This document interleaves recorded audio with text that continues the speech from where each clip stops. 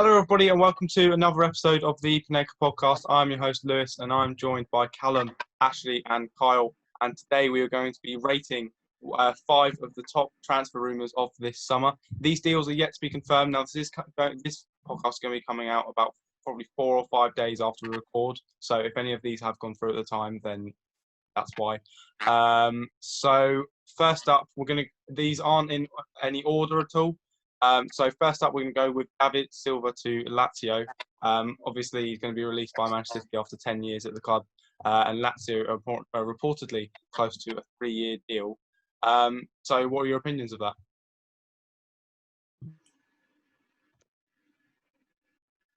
I think for David Silva, personally, I mean, he's not played in Italy before, and I think that it's been a long time.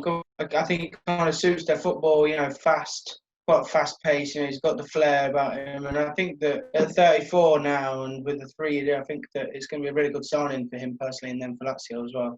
You're a football again next season for him as well. Yeah, I do think it's a really good move for Silva in his career, especially since he's quite similar to players who already play for Lazio, like Luis Alberto, that technical flair, that ability to dribble. And, he proved in his last season for Man City that it's not like he's lost it. I don't really think, you can't really see his ability diminishing yet. Maybe the physical, the talent's still there. He's really performing well. And I honestly could see him incredible in Italy, maybe having one last hurrah in this last, I believe it's 3-year deal before hanging the boots up, or maybe going to Valencia and ending. I think this is a great signing for Lazio, and it will if they can keep people like Immobile in next year. Yeah, I think obviously it's sad to see him go from the Premier League. He's been there for ages, and he's a crucial player in the Premier League. He's sort of like the player you think of when you think of the Premier League, sort of like the flair player, the assist maker.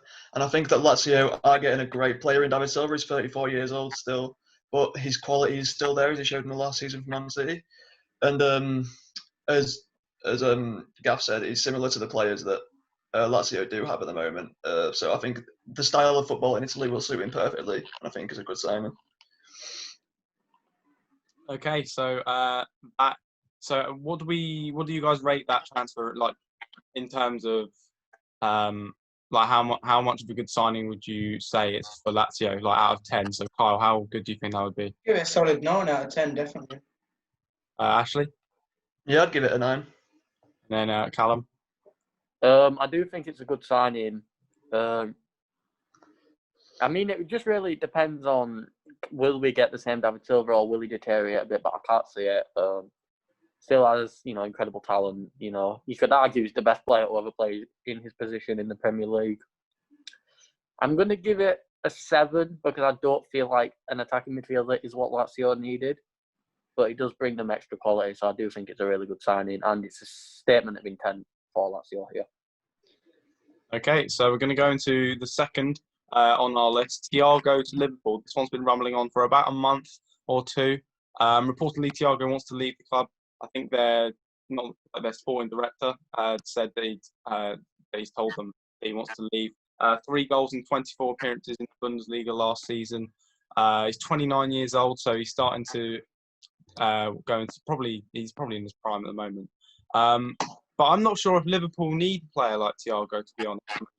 I'm not sure if he'd really suit them because I feel like they've already got a player like him in Naby Keita. If they can really fulfill that, but do you guys think that Liverpool really need Thiago? I definitely agree with you there. I don't think that with the midfield that they have, which is very good, and him as a player, I don't think he suits Liverpool's team either. As well as them not needing him, I think it's just extra wages on the book which they don't need, and it's extra money that they're going to be paying which they don't need to pay. When their midfield is already strong enough. And where does he fit in? Who does he replace there? They've got Wijnaldum and Carter, like you said, who are quite similar players in that position in the field. But, yeah, I'm not sure that it's the right move for him. Maybe to Spain would have been somewhere better for him, It's where he's from, teams like Barcelona. Their midfielders are getting old. He could have gone to Barcelona, but I don't know. I don't think it's the right move for Liverpool. Yeah, it's confusing for me as well because, like, obviously, as you lot said, Liverpool have got depth in those positions, and if he wants first team football, which he will, he's Thiago Alcantara. He won't get that first team football that he's looking for, and moving to Liverpool is probably the worst decision that he could probably make in this scenario. So it just doesn't make sense to me, to be honest. I think I might be the only one who disagrees here because it does look like Liverpool are trying to trim down the edge of the squad a little bit. Bringing Thiago in isn't really the state of wanting a young squad, but they brought in that left back. I can't pronounce his name. Save my life. Tomiskas or something. Something like that. They're looking to apparently sell Divock Origi to give Ryan Brewster a chance to come on. They've got Nico Williams and stuff like that. So it does look like maybe I think James Milner may be the one leaving. And, that means they probably would need some more midfield depth off the bench. And they do have players like Curtis Jones and stuff, but I don't feel like they fit the mould. Clearly someone must have agreed to want to come off the bench, whether that's Wijnaldum or Keita. I do think Thiago would fit right in seamlessly. If he takes Wijnaldum's role too, Thiago's problem at Bayern has been, they've made him play as a bit of a deeper player. He wants to roam forward and attack, and maybe he's been given that license to run more forward and attack for Liverpool. And it's the more quality that they need. If you had to point out one weak point of that team, don't get me wrong, Wijnaldum was fantastic, but it would be him. And this just makes Liverpool that much better, especially if they're trying to go for a back-to-back Premier League title. I think they need to have that statement of intent in the transfer window to be able to win again, especially since Man City look like they might be getting even better with the signings of Ake and possibly future transfers as well, even Ferran Torres. Okay, so Kyle, your rating of that transfer out of 10? I would give a 6 out of 10 there because he's a good player, but I just don't think that it's the right move for him and Liverpool. Ashlee? Yeah, probably 5.5. Callum? I'll give it a 7. 7. Okay, right. We'll move on to probably one of the most, second most prolific striker in the Championship, Ollie Watkins. 26 goals in 49 games for Brentford last season, and he's been heavily linked with moves to a lot of mid-table Premier League teams, but one that's properly surfaced up in the last couple of days is Aston Villa. Reportedly have got a bid accepted for him. I know, Callum, do you think that he will solve their striking problems? I 100% do. Who have they got now? Samatta and Wesley. Yeah, Wesley. Keenan Davis as well. Keenan Davis, who's young and, he's quite young, he isn't ready yet. I think Ollie Watkins is what they need, and linking up with, I don't know if Dean Smith signed him or not. I'm not too sure, but, linking up with an old Brentford manager in Dean Smith, he knows the system, and, as it's clear, Brentford do just sign strikers that fit the system, so clearly he will know how to utilise Watkins. And, you'll have players like Jack Grealish creating for him. I believe it, let's say even if Watkins can come into the league and only scores 12 to 15 in his first season, which is still a lot, that's going to skyrocket Villa up the table, because I think the one thing they've needed is probably another centre-back with Mings. Yeah, exactly. A goal scorer and probably another centre-back to play with Mings. So I do think it's a great signing, and honestly, out of all these signings here, I do think Watkins moving to Villa may be the best one for the club buying the player. Yeah, well, obviously Aston Villa need another player that's sort of on the same level as Jack Grealish, because I think Jack Grealish is carrying the team at the moment. So I think they need that player that can sort of take the weight off Jack Grealish in the team to sort of allow him to sort of chill and not be the main player in the team, to sort of be carrying the team.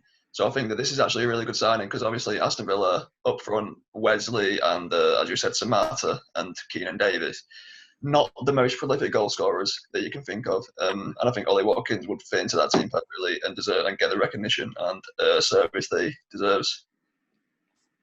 I think that Aston Villa they're a big club, of course. Villa are a big club, plenty of history. But I think for a Championship striker coming up, I don't think that Villa would have been their first choice. But I think that the reason that it is probably a first choice for Ollie Watkins is the massive link with Dean Smith. I think him signing him for Brentford, however many years it was since that happened, I think that yeah, it's going to be great for Watkins and Smith to be working together. And I think that he'll definitely be firing in goals if he's signed for Villa.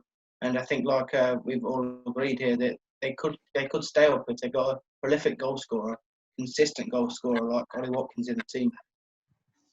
Yeah, I think striker's like one of their most needed positions. Obviously, Samatta and Wesley did really well in the Belgian leagues, but they've come over and haven't really hit form. Obviously, Wesley was injured for a lot of last season, but even still, and Ollie Watkins is definitely different to those two. Those two are more target men, so he'll definitely give them something different going forward. So, Kyle, out of 10, how do you rate that? I'll give it a 7 out of 10. Ashlee Yeah, I'll give it an 8.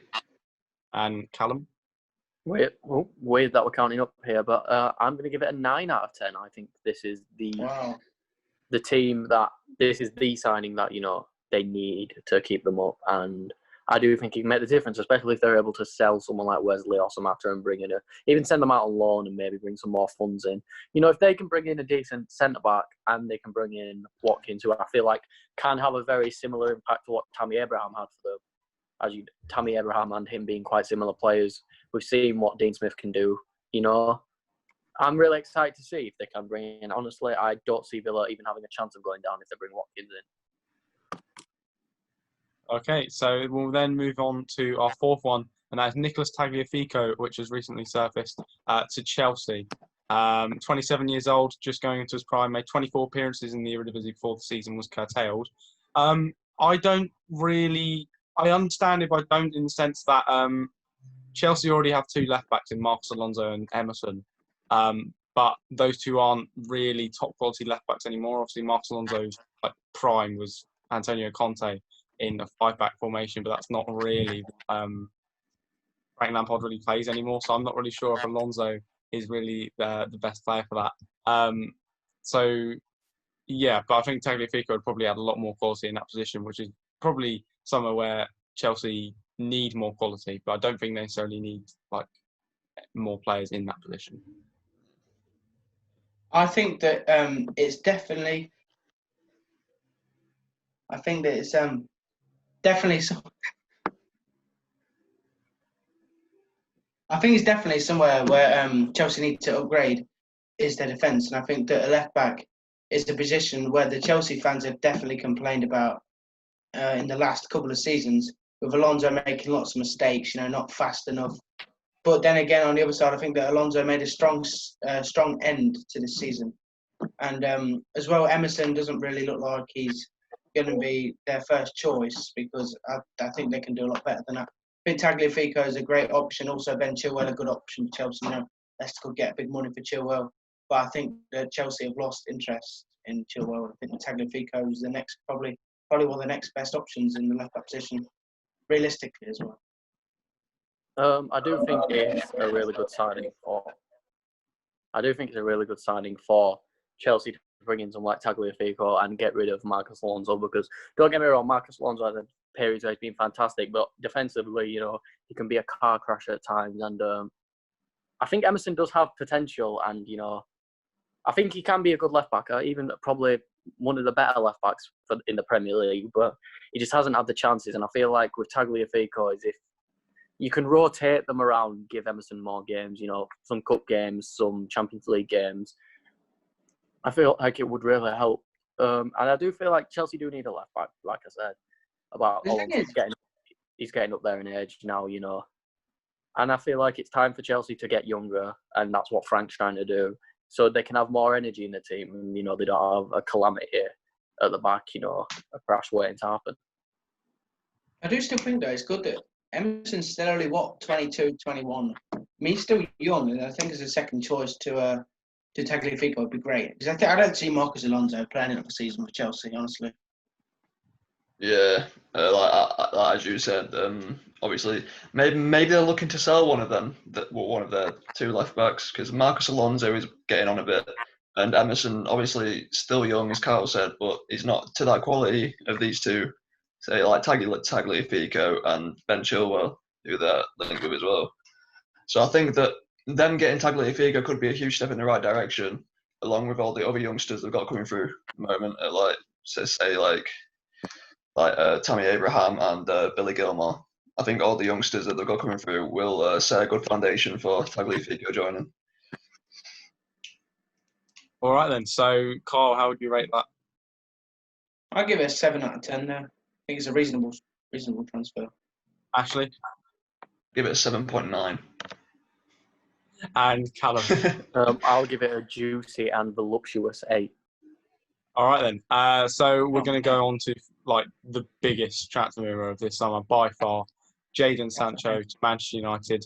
And I'm going to go straight to Ashlee. Ashlee, do you think you need someone on the wings? We do need someone on there, especially the right wing, because we've got Dan James and Mason Greenwood, who's not an out winger. Dan James, as fast as he is, can't do anything with the ball when he gets into the final third. Just sort of runs in a straight line and hopes that he can get past the defender.